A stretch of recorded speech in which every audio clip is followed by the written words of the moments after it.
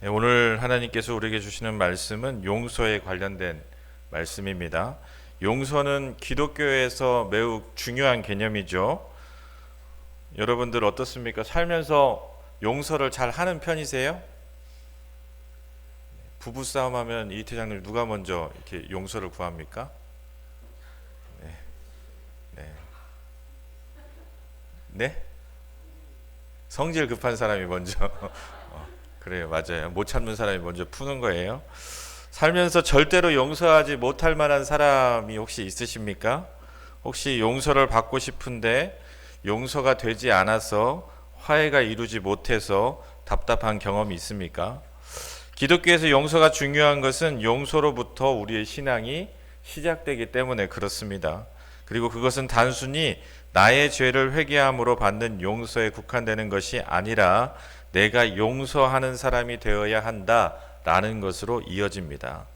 사순절의 의미도 무엇이죠? 우리의 죄를 용서해 주시기 위해서 고난을 당하신 주님을 우리가 묵상하고 우리가 그와 같은 삶의 의미를 깨달아 알아 우리도 그렇게 주님의 길을 따라가자라는 것이 사순절의 의미예요. 주기도문에도 용서에 관한 내용이 나오죠. 우리가 우리에게 잘못한 사람을 용서해 준 것 같이 우리 죄를 용서하여 주시고 라고 기도하고 있습니다. 밀양이라는 영화를 혹시 보셨어요? 보신 분 한번 손들어 볼까요? 네. 몇 분 안 보셨어요? 기독교인들이 싫어하는 영화예요. 왜냐하면 기독교에 대해서 비판적인 시각이 있기 때문에 그렇습니다. 그런데 밀양이라는 영화를 통해서 기독교의 용서의 개념에 대해서 오늘 이 시간 함께 살펴보기를 원합니다. 밀양이라는 영화는 앞에서 말씀드린 대로 기독교인들이 별로 좋아하지 않아요. 왜냐하면 기독교에 대해서 비판적인 입장이기 때문에 그렇습니다. 그리고 그 모습이 너무나도 사실적으로 묘사되어 있기도 해서 더 사람들이 보는 것을 싫어해요. 이창동이라는 감독이 만든 영화가 밀양이죠. 그런데 그 감독의 영화를 보면 많은 거의 대부분의 영화에서 기독교에 대해서 부정적인 장면들이 나옵니다. 이 사람이 그래서 기독교를 정말 싫어하는 안티 기독교인인가 라는 생각이 들 정도로 마음이 들기도 하는데요. 사실 그와 같은 모습들이 안타까운 것은 우리의 현실이라는 거예요. 그리고 너무나도 사실적으로 우리의 모습들을 그려놨기 때문에 더 거부감이 들고 더 그것을 보기가 힘든 것도 사실입니다. 사실 그렇습니다. 초기 기독교는 일반 대중으로부터 외면을 받고 핍박의 대상이었어요. 국가적으로도 기독교를 탄압하고 박해했었죠. 일제강점기에도 핍박의 대상이었습니다. 그러나 그리스도인들이 십자가의 정신을 실천하자 교회는 좋은 곳이다 라는 것으로 이미지가 바뀌었습니다. 일제강점기에 억압당하는 국민들을 돕고 그들을 위로했습니다.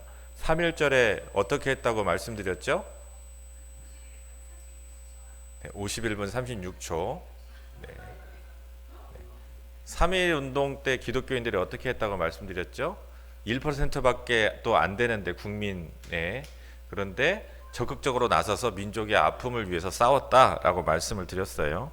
6.25 전쟁 때에도 고아들을 돌보고 피난민들의 안식처가 되어 주었습니다. 그리고 사회 곳곳에서 그리스도의 정신을 실현했습니다.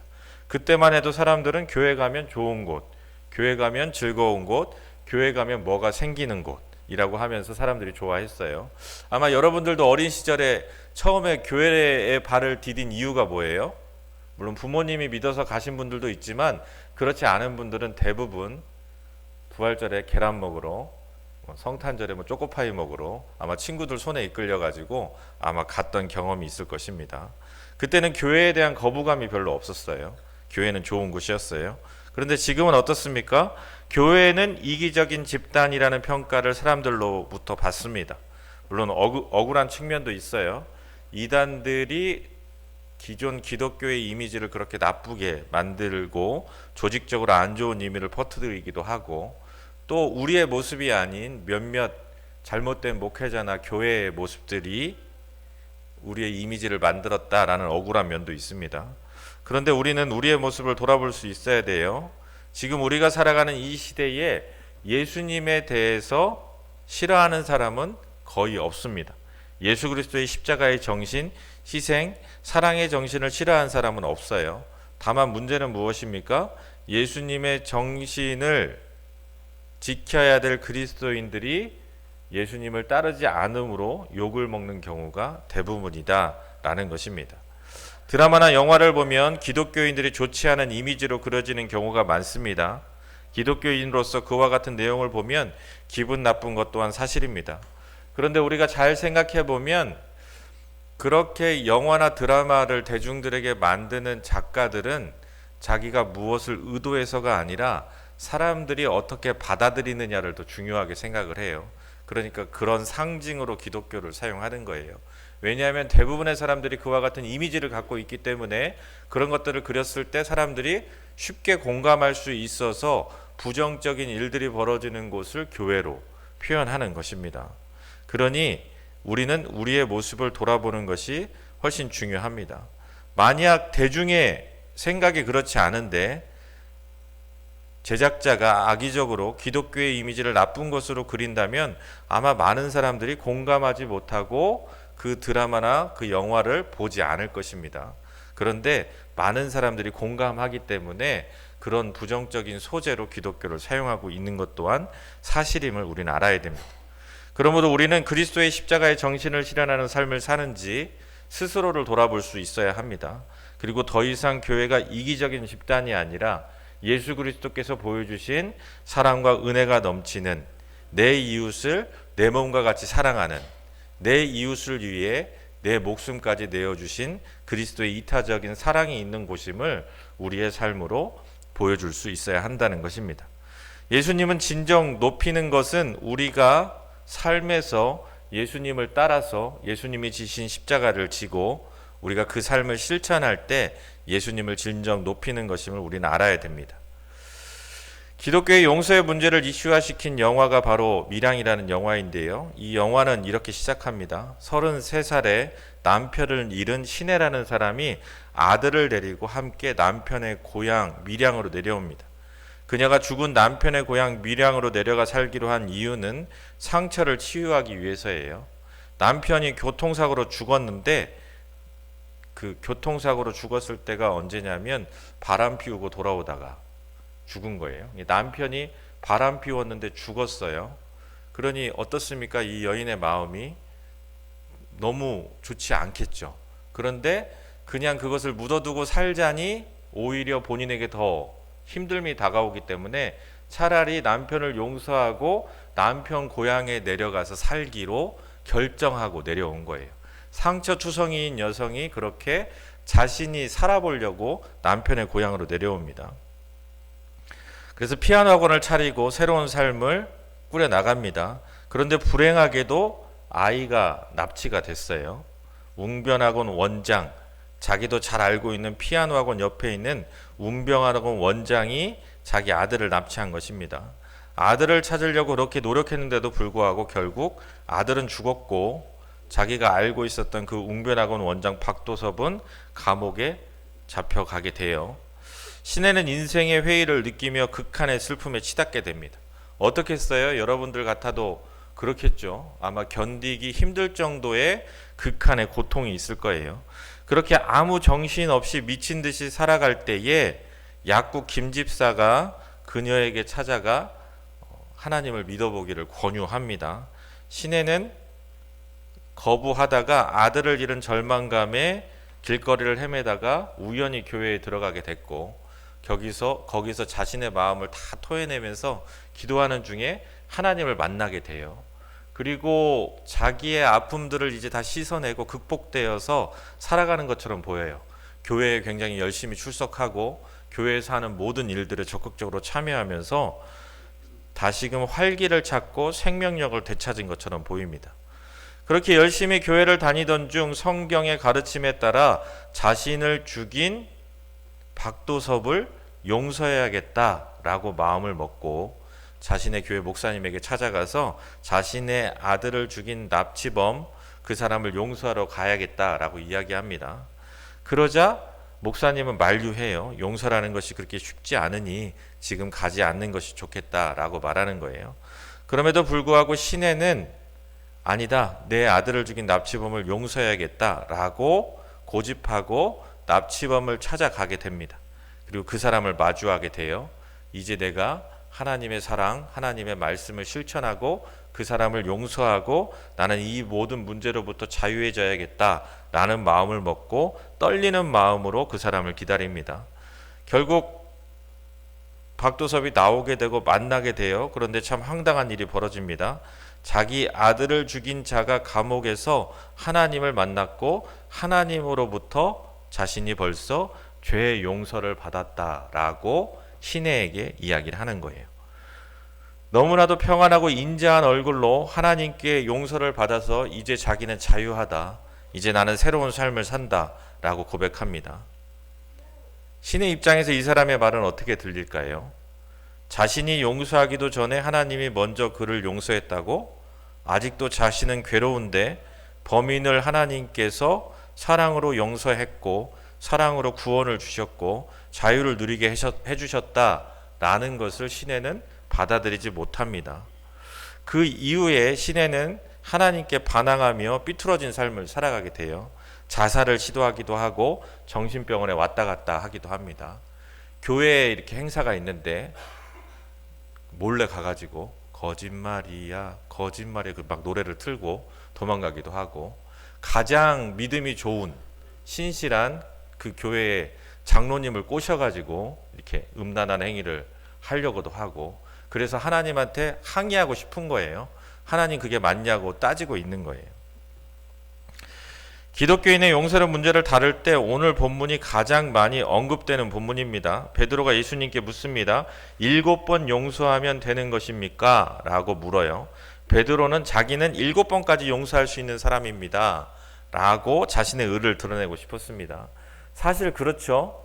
7번 용서하는 게 쉬운 일이 아니잖아요.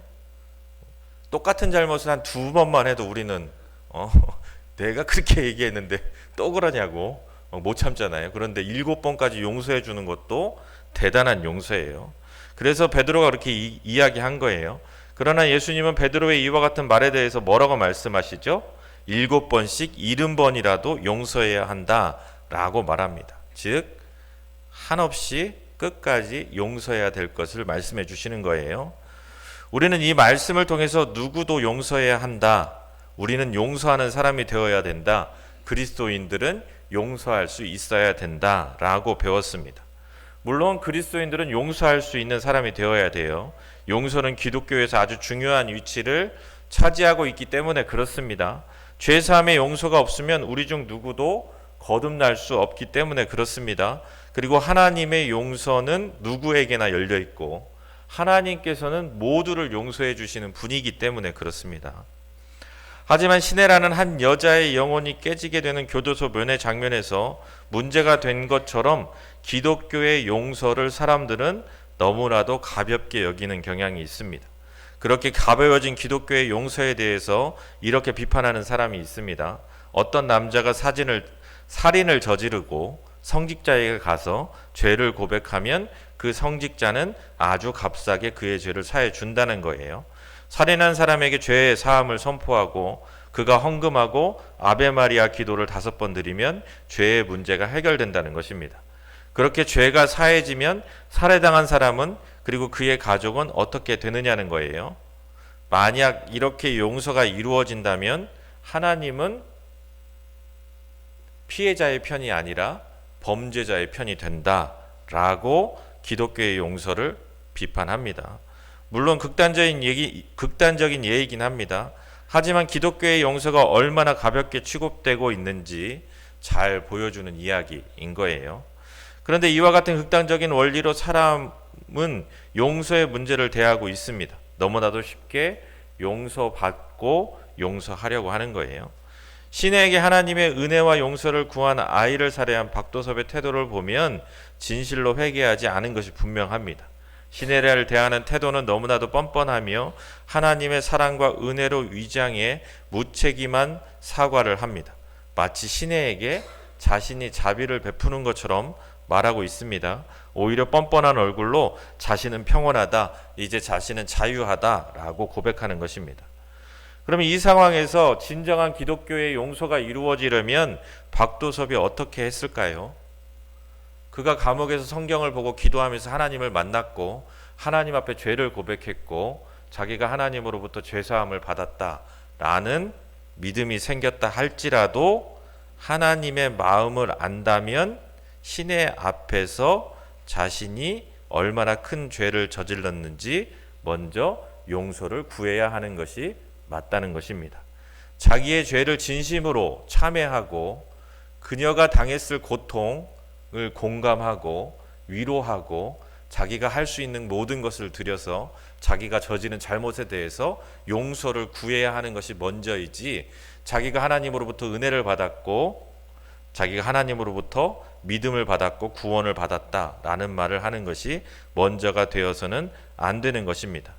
자신의 죄로 그토록 큰 아픔을 준 당사자인 시내를 처음 만난 그 자리에서 다시 한번 하나님 앞에 죄를 회개했던 것과 마찬가지로 통곡하며 진실로 시내에게 용서를 구해야 했던 것입니다. 박도섭의 모습을 통해 교회가 보여주는 값싼 용서, 간단한 회개의 과정을 통해 자신의 죄에 대한 어떠한 의무도 다하지 않고 너무도 쉽게 용서를 말하고 너무도 쉽게 용서하는 무책임하고 가벼운 용서의 모습을 보여줍니다. 우리는 그래요. 행위로 구원받을 수 없다. 행위가 중요하지 않다라는 걸 강조하다 보니 그냥 하나님 앞에 용서를 고백하기만 하면 용서의 문제가 해결된다라고 생각해요. 하지만 용서는 그렇게 간단한 것이 아닙니다. 하나님이 용서하시면 모든 것이 용서된다는 기독교 신학의 일반적인 입장에서는 이런 것이 아무런 문제가 되지 않습니다. 하지만 우리가 간과하고 있는 것이 있습니다. 오늘 본문 말씀에 나오는 용서에 대한 베드로의 질문 이후에 예수님께서 용서할 줄 모르는 종에 대한 비유를 말씀하세요. 1만 달란트 빚진 자가 주인에게 엎드려 간절히 용서를 구합니다. 그러자 주인은 빚을 탕감해 줘요. 빚을 탕감받은 1만 달란트 빚진 자는 집으로 돌아가다가 자신에게 100데나리온을 온 빚진 사람을 만납니다. 그 역시 1만 달란트 빚을 탕감받은 자에게 내 빚을 탕감해 달라고, 자신을 용서해 달라고 구합니다. 그런데 1만 달란트 탕감받은 자가 용서를 구하는 자의 용서를 들어주지 않습니다. 1만 달란트가 어느 정도 돈이냐면 일반 노동자가 16만 년 일해야 벌 수 있는 돈이라는 거예요. 금의 가치로 환산해 보면 44조 정도 된다고 해요. 어마어마한 돈이죠. 어떻게 그 많은 돈을 빚졌는지도 모르겠지만 그 빚을 탕감받은 거예요. 그러면 100데나리온은 얼마일까요? 100일치 노동자의 임금이에요. 그러니까 지금의 가치로 환산해 보면 약 1000만 원에서 1500만 원 정도, 최저 시급으로 하면 한 800만 원 정도, 그 정도 되는 돈이에요. 물론 이 돈도 작은 돈은 아니죠. 1000만 원, 2000만 원 돈이 쉬운 돈은 아니에요. 그런데 자기가 44조를 탕감받은 거에 비하면 1000만 원, 2000만 원은 돈도 아니잖아요. 그런데 어떻게 합니까? 자기와 비교할 수 없을 정도로 자신은 어마어마한 은혜를 입었음에도 불구하고 용서를 해주지 않는 거예요. 근데 우리가 여기에서 간과하고 있는 것이 있습니다. 그것은 용서에는 조건이 필요하다는 것입니다. 용서가 이루어지려면 어떻게 해야 되죠?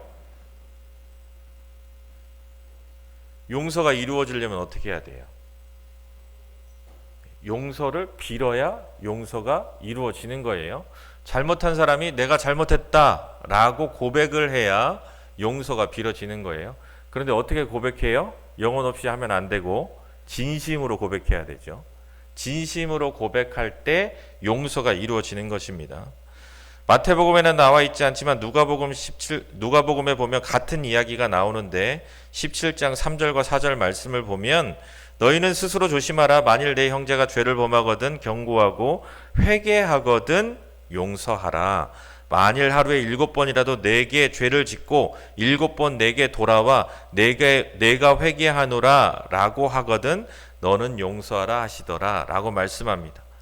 용서를 구하면 자신의 잘못에 대해서 회개하면 용서를 하라는 거예요. 사실 그렇습니다. 하나님께서는 우리의 모든 죄를 용서해 주시죠. 그런데 그냥 용서해 주시나요? 참회하고 자신의 잘못을 가지고 하나님 앞에 무릎 꿇고 나아가는 자의 죄를 용서해 주시는 것이지 어떠한 죄도 다 용서해 주시지만 내가 잘못했노라 고백하지 않으면 하나님도 하지 않는 거예요. 그런데 기독교는 어때요? 하나님도 안 하는 일을 성도들한테 요구하는 거예요. 네가 용서해야 된다고. 네가 용서해야 된다고. 용서해야 올바른 신앙인이라고.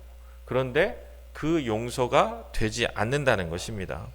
전제가 있어요. 하나님께 죄를 고백할 때에 용서가 이루어지는 거예요.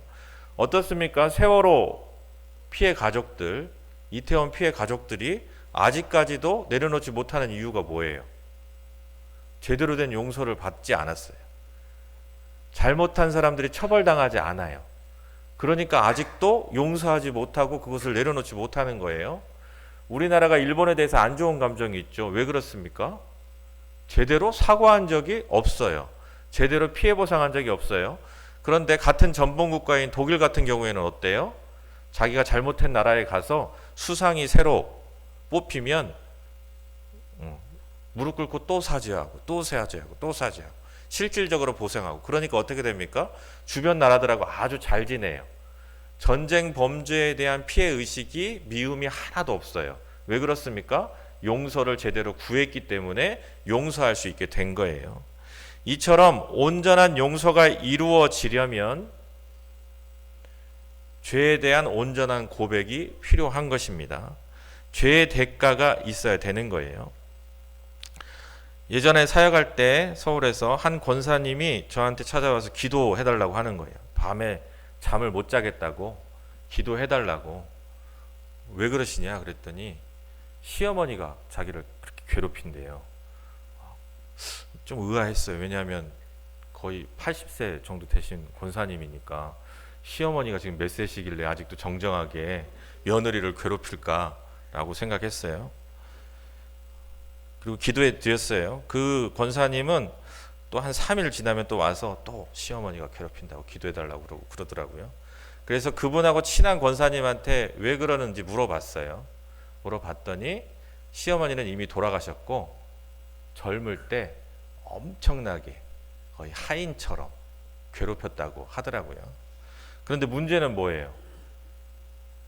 시어머니가 이미 돌아가셨으니 용서를 하고 싶어도 그분은 용서를 하지 못하니까 지금까지도 시어머니의 고통으로부터 벗어나지 못하고 있는 거예요. 시어머니가 죽기 전에 내가 너한테 잘못했다 한마디라도 하고 갔으면 이 권사님이 자기가 당했던 그 아픔과 고통을 떨쳐버렸을 텐데, 그러지 않고 끝까지 괴롭히고 끝까지 무시하고 끝까지 천대하다가 돌아가셨으니 자기가 용서를 하고 싶어도 용서가 제대로 되지 않는 거예요. 용서를 왜 합니까? 용서를 하는 것은 화해로 나아가기 위해서 하는 거예요. 용서를 통해서 이루고자 하는 것은 관계가 회복되어지는 거예요. 우리가 하나님 앞에 왜 용서를 빌어요? 하나님과의 관계를 회복하기 위해서죠. 부부간에 잘못했으면 왜 서로 용서를 구하고 왜 용서를 빌고 합니까? 다시 관계를 회복하기 위해서 하는 거예요. 관계가 회복하는 데까지 나아가야 용서가 완성되는 것입니다. 그렇기 때문에 용서를 해주는 것보다 더 중요한 것은 자신의 잘못을 잘 인정하는 것이 훨씬 중요한 거예요. 용서를 빌지 않으니 용서를 하지 못하는 것입니다. 용서를 빌지 않으니 관계가 회복되지 못하고 화해로 나아가지 못하는 것입니다. 용서를 빌지 않으니 과거의 아픔이 씻어질 수가 없는 것입니다. 상대방에게 잘못했다라는 고백을 듣고 용서해 줌으로 이 문제에서 벗어날 수 있는데 용서를 구하지 않는 경우가 있습니다. 이런 경우에 하나님께서 절대로 가질 수 없는 빚을 탕감해 주신 그 은혜를 기억하면서 1만 달란트 빚진 자의 은혜를 기억하면서 나도 그와 같은 은혜를 받은 자임을 생각하면서 용서를 해주어야 되는 것 또한 맞아요. 왜냐하면 미워하는 마음을 가지고 살아가면 스스로가 망쳐지고 스스로가 영적으로 좋을 리가 없기 때문에 그렇습니다. 성령의 역사하심을 방해하기 때문에 그렇습니다. 그런데 그와 같은 용서는 온전한 화해로 나아갈 수 없기 때문에 완전한 용서가 이루어지지는 않습니다. 용서의 완성은 화해로 나아가는 것입니다. 우리가 하나님께 죄를 고백하고 용서를 받으면 무슨 일이 벌어집니까? 하나님과의 관계가 회복되고 화해하는 거예요. 그러므로 용서의 완성은 화해로 나아가는 것입니다. 그런데 용서를 빌지 않으면 화해로 나아갈 수 없다는 것을 우리는 알아야 됩니다. 기독교에서 무조건적인 용서를 강조하는 것은 무엇 때문입니까? 간절히 용서를 구해도 용서할 줄 모르는 종과 같은 사람들 때문에 용서를 잘 해줘야 된다라고 강조하는 거예요. 어떻습니까? 우리가 살아가는 현실 세계에서 용서를 빈다고 다 용서해줘요? 아니죠. 용서 안 해줘요. 나한테 한번 찍히면 어떻게 해요? 그 사람 앞날을 끝까지 괴롭히는 게, 아무리 잘못했다고 이야기해도 자기 승질대로 자기한테 힘이 있으면 그렇게 살아가는 게 10배, 20배로 갚아주려고 하는 게 인간의 모습이에요. 그러니 용서를 구할 때 잘 용서해 줄 수 있어야 된다는 거예요. 용서를 구해도 용서해 주는 게 쉽지가 않기 때문에 이와 같은 말씀을 하는 것이지, 아무런 대가 없이 너무 쉽게 용서받을 수 있다라고 착각해서는 안 됩니다. 하나님께서 은혜로 용서해 주시지만 죄에 대한 대가가 따른다는 것은 성경에 잘 나와 있어요. 다윗이 어떻습니까? 죄에 대해서 혹독한 대가를 치르죠.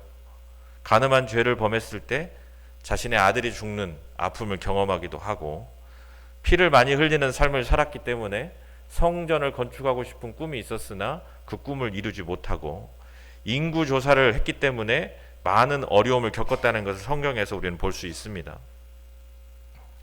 그런데 기독교는 너무나도 아무런 대가 없이 용서가 이루어진다라고 말해요. 미션이라는 영화를 아세요? 미션이라는 영화가 이제 1985년도쯤 나온 영화인데, 그 미션 주제곡이 아주 유명하죠. 선교사 이야기예요. 아프리카에서 선교하는 이야기인데, 거기에 나오는 아프리카 노예 사냥꾼이 있어요. 멘도사라는 사람이 있는데, 그 사람이 이제 노예 사냥을 하는 거예요. 노예 사냥을 해서 유럽으로 파는 역할을 하는 거예요. 근데 그 사람이 회심을 하고 자기의 잘못을 참회하고 이제 선교사를 따라가서 자기가 잡아서 노예로 팔았던 사람들을 구원하는 일을 하기로 마음 먹고 선교지로 들어가는 장면이 있어요. 거기에 보면 멘도사라는 사람이 자기가 노예를 잡을 때 썼던 도구를 그물에 메고 선교지로 들어가요. 계곡도 넘어야 되고 막 절벽도 통과해야 되는데, 선교사가 그만하면 됐다라고 말해도 내 죄를 씻으려면 내가 이 정도 고통은 당해야 된다. 내가 여태까지 했던 노예들한테 잘못을 고하려면 내가 이 정도는 해야 된다라고 말하면서 스스로 그와 같은 고행을 하거든요.